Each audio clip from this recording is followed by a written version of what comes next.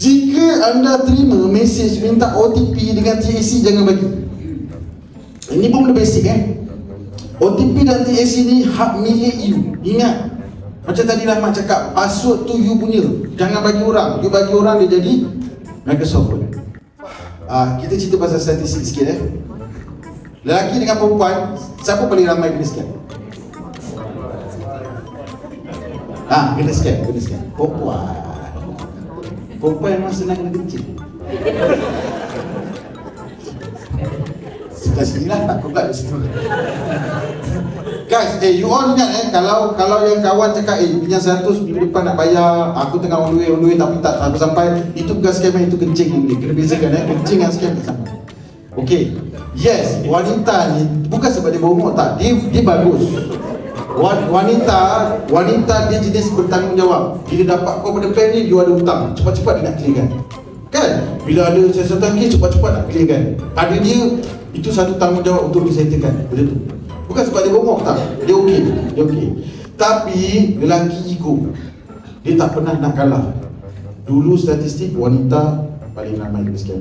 Sekarang tak, lelaki telah melepasi.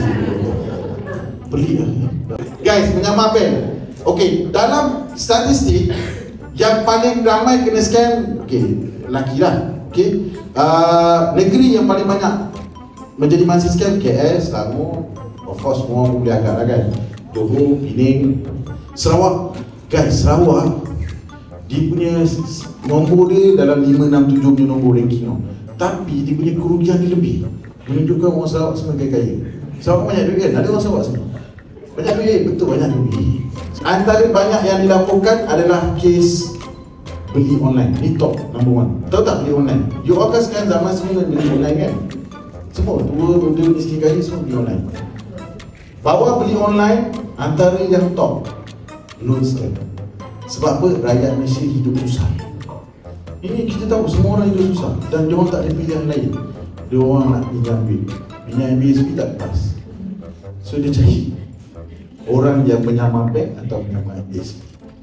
Itu sebab dia orang kena tahu SOP. Kita pergi next, tengok. Guys, antara dokumen yang digunakan pakai. Dokumen ni, saya nak ajar tentang dokumen lah. Tuan-tuan dan puan, please educate you punya client. Kalau ada guna logo-logo bank atau MBSP, suruh dia wajib semak dan tanya dulu dengan MBSP.